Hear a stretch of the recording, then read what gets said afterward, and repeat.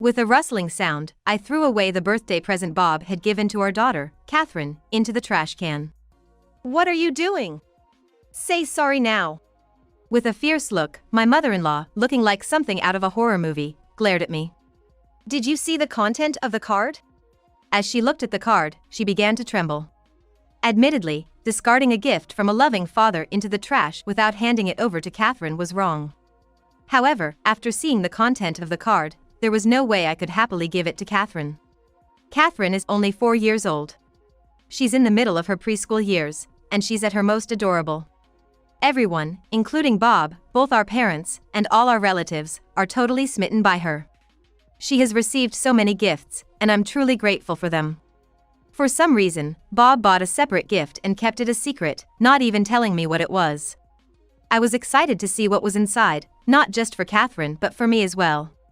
But now, the nature of the gift didn't matter anymore. I am Mary Johnson. I met Bob at a friend's wedding reception. When everyone was slightly tipsy, we played a bingo game. Both of us called bingo at the same time, and that's how we met. There was only one sling bag as a prize for the bingo, which he really liked.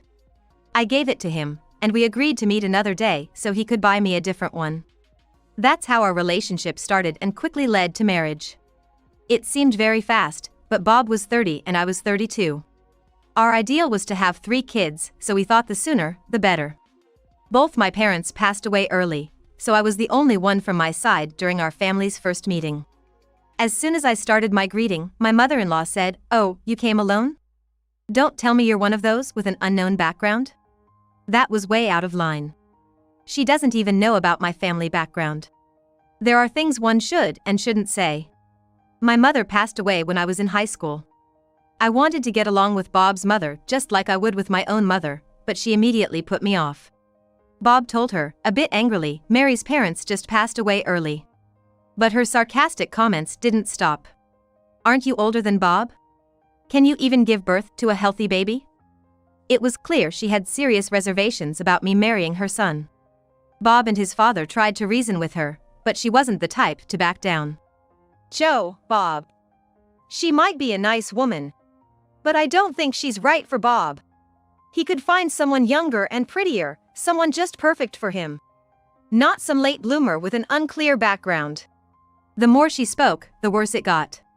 I pretended to check my phone and made up an excuse that work was calling, so I left. Later that night, Bob called. He apologized for his mother's behavior.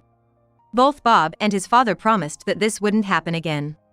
Deep down, I thought I could never be happy if she didn't accept me. But if Bob and his father acted as a buffer, maybe things would work out. I accepted Bob's apology. Finally, we got married. It was a small but beautiful ceremony. All of Bob's relatives were very welcoming, and I felt grateful for the experience.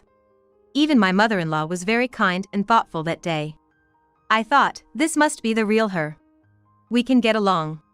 After our wedding, things felt more optimistic, and we went on our honeymoon to Hawaii. When we returned, we immediately visited his parents with souvenirs. Thank you for your support during our wedding. Here are some souvenirs from our honeymoon. They're not much, but please enjoy. I gently placed a box of cookies and a bottle of wine on the table. Famous Hawaiian cookies and wine which I thought his father would like. If it's not much, then maybe you should take it back. Usually, when you give souvenirs to parents, you'd give something more thoughtful, you know? I was taken aback by my mother-in-law's cold words. My father-in-law seemed equally shocked, his eyes wide. Snapping back, he chided, "Hey you. When Sarah went to Hawaii, she brought me a designer bag and cosmetics. Of course, for you too, right? And she even gave Bob some nice clothes. Remember?" Sarah is Bob's childhood friend, a lovely woman 5 years younger than him. Even though she's not a relative, she attended our family gatherings and wedding, which made me think they must have been close. Bob, with a grin, chimed in, "Yeah, Sarah did go all out. She gave me clothes and a wallet. I'm still using that wallet." Seeing Bob enthusiastically join his mother's narrative made me feel alone, as if no one was on my side. Sarah is so thoughtful. I've been using her gifts for years, and you too, right, Bob? Every time I use them, I think about how wonderful she is. Indeed, Bob's wallet did seem well worn. I had thought of getting him a new one for his birthday this year. Enough about Sarah. Can you tell us about your honeymoon? I'm more interested in that, my father-in-law interjected, noticing my somber expression. I gave him a thankful glance. I gave my father-in-law a knowing glance, conveying my gratitude. After that, there were occasional snide remarks, but aside from that, we were able to spend our time harmoniously. I think it was all thanks to my father-in-law. From then on, my mother-in-law would call at least once a week, asking about Bob, if there was a grandchild on the way, and talking about Sarah. It was mentally draining for me. Especially the questions about having a child. Bob and I had been trying to have kids, and we even visited a local gynecologist to improve our chances. It turned out that due to Bob's health, it might be challenging to conceive. We were discussing potential fertility treatments. Fertility treatments are physically and financially draining, and I worried about managing it with my full-time job. My mother-in-law's pressure, combined with having no close family for support, felt overwhelming. In the midst of all this, Sarah paid a visit. I hadn't thought highly of her, given how my mother-in-law and Bob always sang her praises. But after talking to her, she seemed genuinely nice. Don't worry about it. Bob isn't the type to be bothered even if he doesn't have kids. And I'll make sure things are smooth on my end with you, his mom. Although I had reservations about her due to my mother-in-law and Bob always praising her, after talking face to face, I realized she genuinely was a kind person. Our conversation lightened my mood and made me more optimistic. Perhaps that shift in mindset worked wonders, as I soon found out I was pregnant and later gave birth to a healthy baby girl. Bob and both our parents exclaimed, "A long-awaited girl." Bob's parents, who only had one son, had probably wished for a granddaughter. Everyone doted on her, and she quickly became the apple of everyone's eye. Our daughter, Catherine, grew rapidly, moved from daycare to kindergarten, and seemed to play with a lot of friends every day. I returned to work, and my weekends became busier. Whenever I wasn't around, Bob would take Catherine to his parents' place. Whenever I could come home early, the house would be empty. On the occasions I finished early, I'd usually meet up with them at Bob's parents' house. Feeling reluctant but doing so anyway, I headed over to his parents' house one day. "Mary, it's good to see you. It must have been a long trip. Thanks for coming, especially if you're tired," greeted my father-in-law, welcoming me at the doorstep. Bob, Catherine, and Sarah went shopping together. They might be playing in a nearby park. I hope you can relax even if it's not comfortable here. I had hurried home, only to find out that not only Bob and Catherine were out. And what's the deal with Sarah going along too? Well, it can't be helped. Having nothing else to do, I busied myself by tidying up parts of the house and pulling weeds from the garden, careful not to interfere with my mother-in-law's space. Around 6 in the evening, Bob, followed by my mother-in-law and Sarah, returned. "Hey, Mary. Didn't know you were here. We went shopping with Catherine today. Got lots of toys and clothes, all thanks to Mom and Sarah." Bob, hands full of shopping bags, was followed by a delighted Catherine. Then, trailing behind, my mother-in-law and Sarah made their entrance. "Oh, Mary, you just decided to come without calling? We're fine without you, you know. If anything, you're in the way." She began with her usual snide comments. "Catherine even said she prefers being with Grandma and Sarah over you. She said that even though you didn't buy her any toys today, Sarah did, and she's happy. She likes Sarah more than you." Such words, even if not truly spoken by Catherine, hurt deeply. With a full-time job, the time I spend with Catherine is limited, and from a disciplinary perspective, I can't always buy her everything she wants. But to be told she prefers someone else over me, especially Sarah, was heart-wrenching. "Moreover, I heard you didn't want to have a child. Sarah told me. Even though Bob was considering treatments, you didn't want to because it would mean more work for you. You returned to work, so you probably don't want any more kids." Sarah was lamenting how a cute child could have been born. I was shocked beyond belief. I remember confiding in Sarah about our struggles to conceive due to issues with Bob and whether or not we should consider fertility treatments. Sarah had hinted that she might tell my mother-in-law, so what was this all about? Blinded by Sarah's amiable demeanor, I spilled all our marital concerns to her. My vision blurred with disbelief. Too stunned to speak, I was jolted back to reality by Catherine's words, "Look, Mom. I got this pretty thing. Clothes with ribbons and flowers. And guess what? Aunt Sarah got me the toy I wanted for my birthday. I realized Catherine's 4th birthday was coming up next week. I had planned to buy her the present she had been wanting on a day when I could leave work early. She had been asking for a doll, and I had decided to buy the doll along with some clothes for it. Had she already gotten it? I searched for Sarah to thank her for the gifts and to verify what I had heard from my mother-in-law. But she seemed to have left without a word. That night, I tried my best to hold it together, and we went back home, just Bob, Catherine, and me. On Catherine's birthday. I had hoped to celebrate just the 3 of us, but we were invited by Bob's parents. I wasn't keen on going after the traumatic events from last week, but seeing the excitement on Bob's and Catherine's faces, I reluctantly agreed. Bob, Mary, and Catherine. So glad you could make it. Happy birthday, Catherine. Come on in, we've got a feast and cake ready.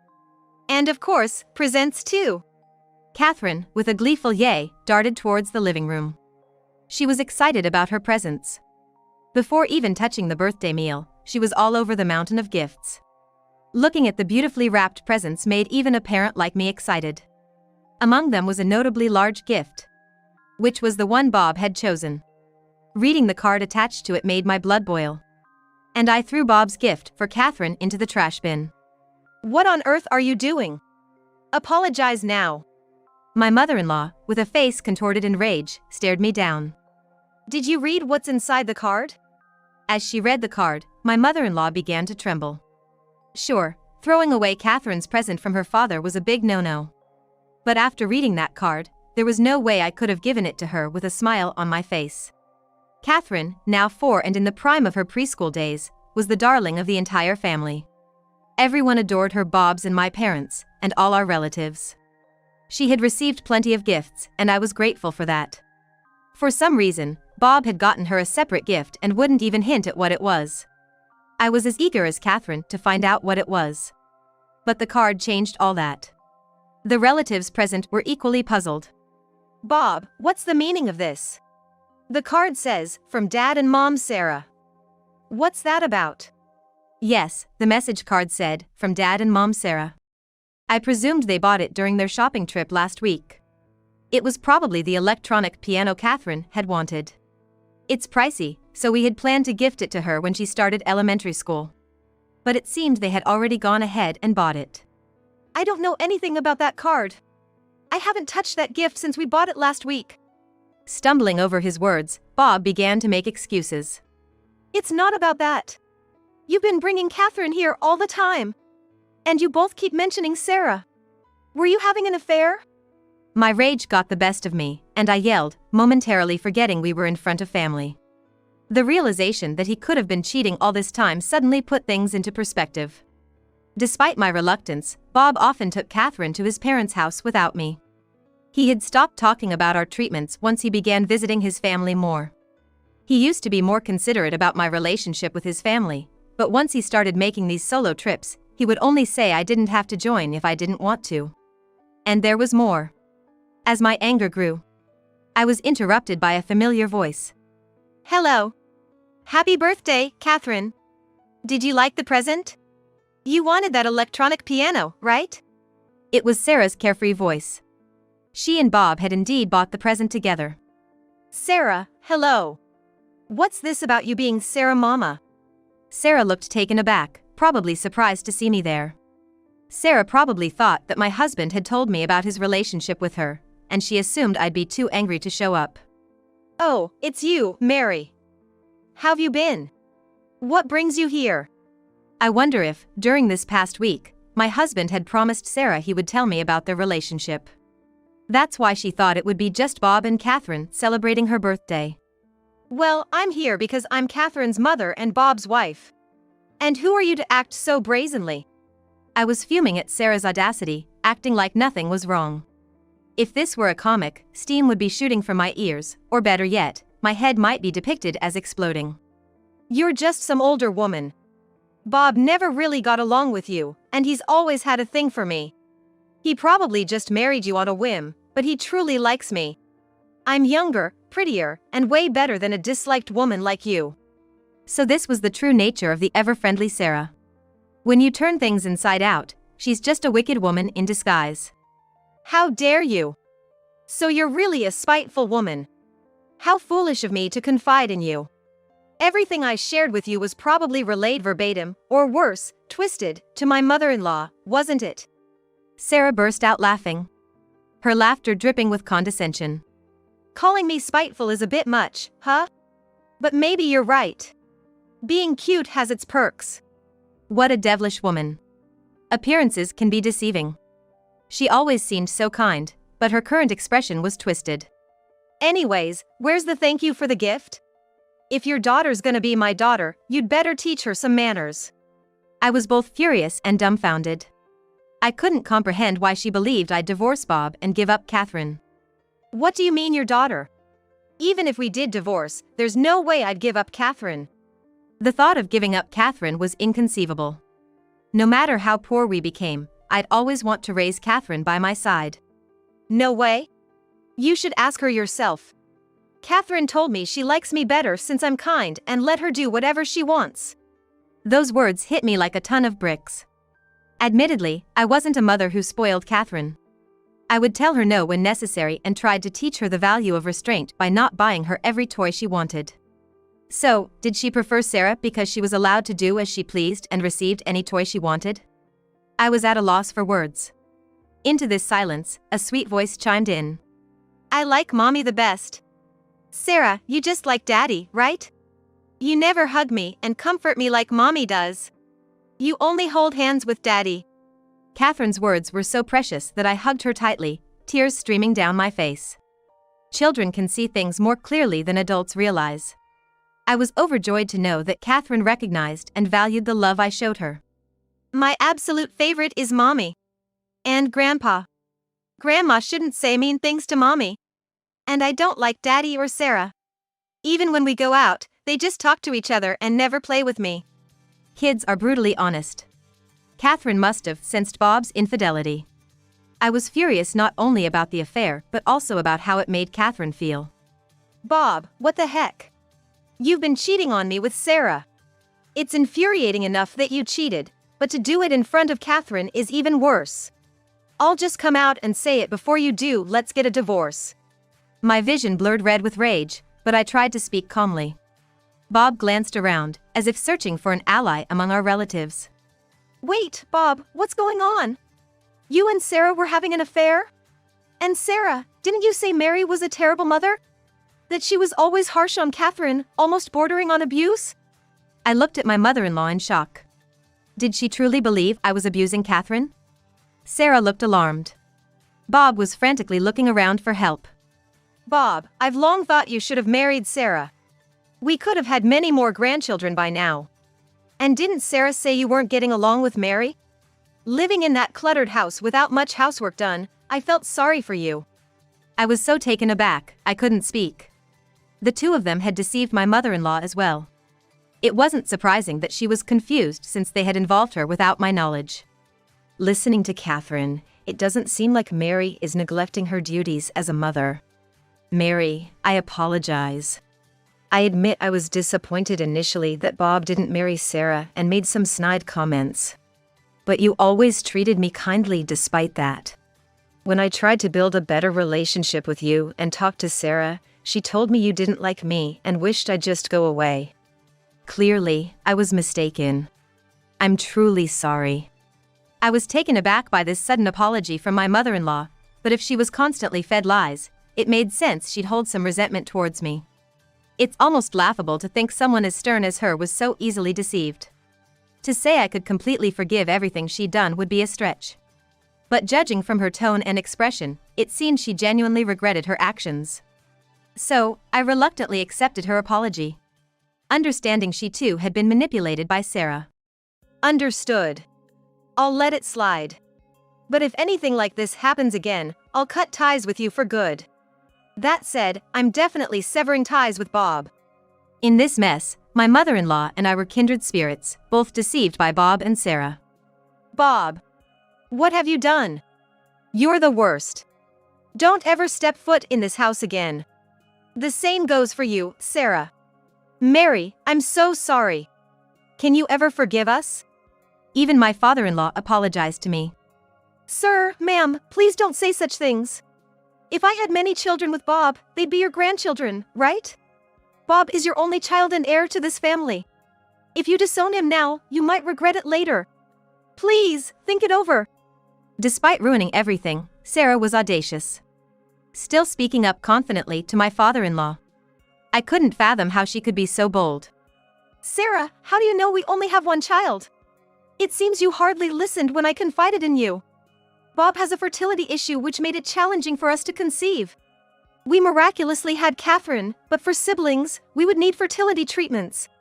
While it was a private matter, I couldn't keep silent anymore. For so long, both in-laws had made many remarks about us having only one child. Bob probably blamed me for our inability to have more children, leading him to lie to Sarah, saying any woman other than me would easily have his child. This was the first time I saw Sarah's face pale. That's a lie. Bob said it was your fault you couldn't have kids. Stop trying to save face. I plan to have lots of kids. She was desperate. She must have thought she'd oust the wretched me, become the heroine, and settle into the family. With no allies and having been deceived by Bob about his fertility issue, she probably didn't anticipate this turn of events. Sarah, you liar. How much of what you said was true? You seduced my Bob, such a wicked woman. Sarah looked shocked when my mother-in-law confronted her. She must have been confident my mother-in-law was on her side. She probably never thought she'd be accused of leading him astray, even if no one told her outright that it was a good thing she split from such a woman. You're terrible. You've always said you wished Bob and I were married. How can you say that now? Everyone glared at her, causing my mother-in-law to hang her head. But maybe she didn't want to be the villain. I never encouraged an illicit relationship. That's beyond decency. Bob, what were you thinking? Spotting Bob trying to sneak away, she addressed him firmly. Watching the chaotic scene before me, I felt exasperated. Poor Catherine's birthday celebration was forgotten. I decided to head home with Catherine and celebrate just the two of us. That night, Bob returned home. He wanted to talk and began explaining his side of the story, but I wasn't in the mood to listen. I told him that from now on, we'd be communicating through a lawyer, and had him take his belongings and leave. I consulted my company's attorney to ensure I didn't need to deal with him directly. Of course, I ensured monthly child support. Additionally, I received a substantial amount as compensation from my in-laws. It seemed my mother-in-law had gotten quite an earful from my father-in-law, and she was walking on eggshells. I told them an apology would suffice, that they didn't need to go to such lengths, but they insisted it was for Catherine's sake. Unable to decline their generosity, I accepted. As for my ex-husband Bob and Sarah, they've been ostracized from their families and are apparently living together somewhere far away. Given they were an affair couple, I thought they'd split up soon. But, it seems they're eventually gonna tie the knot. Either way, they're no longer my concern. Living a happy life daily with my daughter, Catherine, is all that matters to me. Word of my divorce spread at work, but everyone treats me just the same. I don't feel any awkwardness, and life is pretty normal. In the midst of all this, a client at work asked me out, and I agreed to date him. He's also divorced with no kids and has mentioned wanting to get married soon, expressing a desire to give Catherine a younger brother or sister. Catherine too seems fond of the idea of us getting married.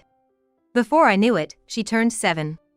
While our family was dysfunctional in the past, I'm optimistic about us finding true happiness this time around.